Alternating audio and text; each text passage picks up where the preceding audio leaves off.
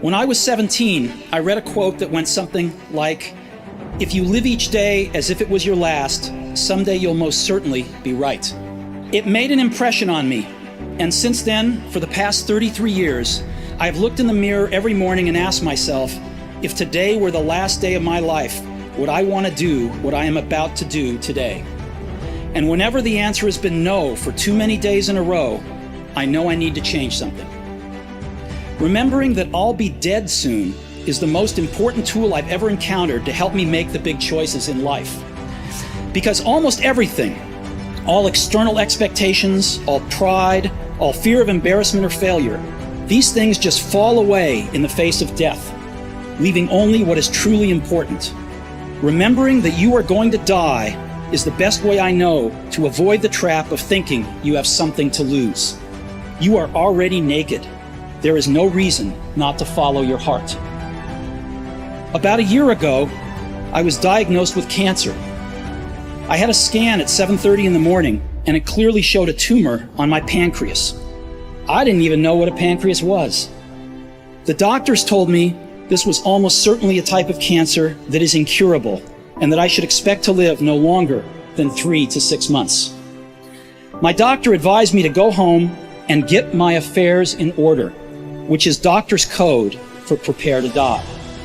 It means to try and tell your kids everything. You thought you'd have the next 10 years to tell them in just a few months. It means to make sure everything is buttoned up so that it will be as easy as possible for your family. It means to say your goodbyes. I lived with that diagnosis all day. Later that evening, I had a biopsy where they stuck an endoscope down my throat, through my stomach and into my intestines, put a needle into my pancreas and got a few cells from the tumor. I was sedated, but my wife, who was there, told me that when they viewed the cells under a microscope, the doctors started crying because it turned out to be a very rare form of pancreatic cancer that is curable with surgery. I had the surgery, and thankfully, I'm fine now. This was the closest I've been to facing death, and I hope it's the closest I get for a few more decades. Having lived through it, I can now say this to you with a bit more certainty than when death was a useful but purely intellectual concept. No one wants to die. Even people who want to go to heaven don't want to die to get there. And yet, death is the destination we all share. No one has ever escaped it. And that is as it should be, because death is very likely the single best invention of life.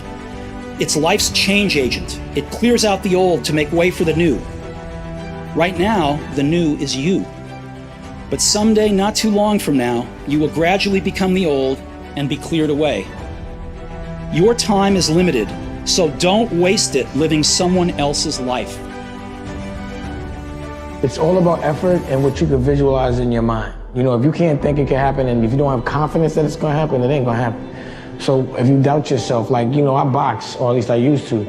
I'm not getting in the ring unless I know I'm gonna win, or else I already lost. And I look at everything I do like that. I'm winning. It's about what you're saying to yourself, but it also comes with work. So whenever I was getting beat down, physically, mentally, spiritually, whatever I was going through, just saying, you know, I would put, you know, you can't hurt me. Our minds are designed to stop you at all costs from doing anything that might hurt you. We run away from fear. We like to run away and go, oh, it's not coming with me. And okay, let me actually discover that fear. Let me go intimate with that fear. Let me ask myself, where's that fear coming from? What am I really scared of? What am I scared of? And then go, why am I scared of this? Why am I scared of this? Why am I scared of this? And when you can't ask why any longer, you've got to the answer, and that's what you have to deal with. Most of us are not dealing with what we're actually scared of. So many people look at fear or even doubt, but they look at fear as if it's the emotional enemy. You know, it's the enemy emotion. Like, oh, I can deal with compassion, I can deal with love, I can deal with understanding. But when fear comes, oh my God, bad thing. No, first of all, change your relationship to fear. I've said this before. Fear is not the enemy. The feeling of fear is just like any other emotion. Fear is actually informing you. Fear is telling you that you need to do something. Either do more research, get some support, get some insight, study a little more, slow down, fear is actually feeding you. So then ask yourself the question, what do I need to do, think, or go get to dissipate this fear? Your mind is thinking about it. All these dungeons that we've created, all these trap doors, most of the time we quit is because we don't have any mental tools to get us through the other side. So my whole thing for people is you have to examine, why are you doing it in the first place? Everything is about perspective and what you consider a win. You know, some people think they're winning because other people think they're winning, even though they don't feel good about what they're doing. They're like, oh, you think I'm winning, so that must mean I'm winning. But I feel like that's not winning.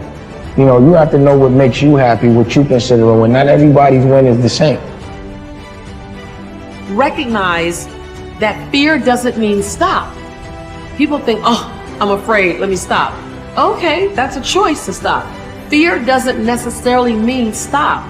Fear might mean proceed with caution or proceed with more strategy. Whenever I'm feeling fear, it doesn't tell me this. I don't even think now to stop with fear. I do think to slow down, go get some help, go get some insight, voice my fear so that it's not just all in my head.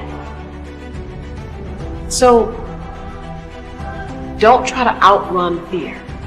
Don't try to outrun doubt. And definitely don't wait until doubt and fear are gone before you move.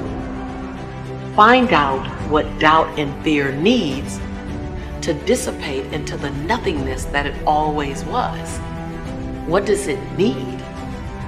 And then understand that action brings clarity. So the more you move forward, the more action you're in, the more clarity you get, because action breeds clarity.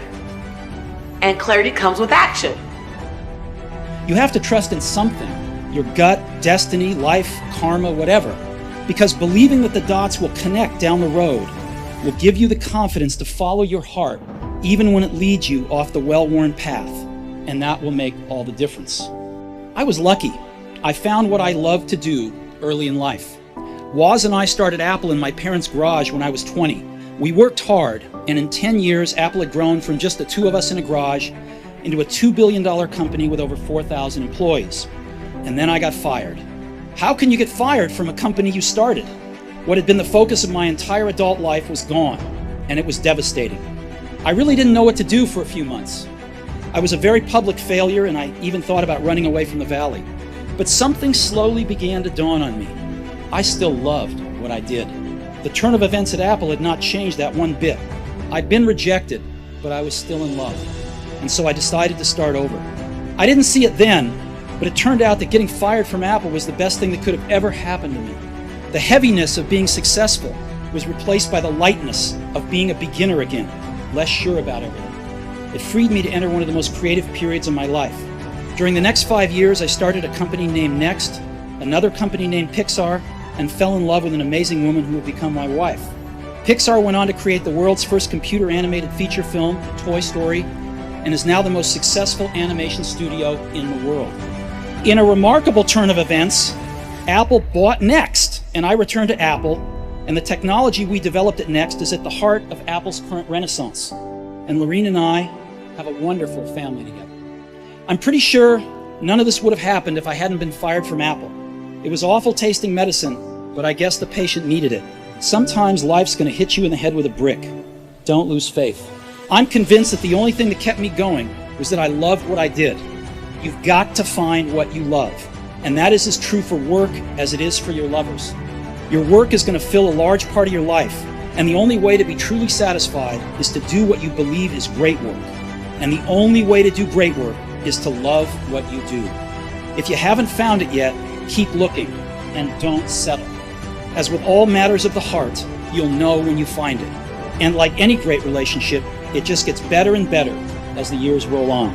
So keep looking, don't settle.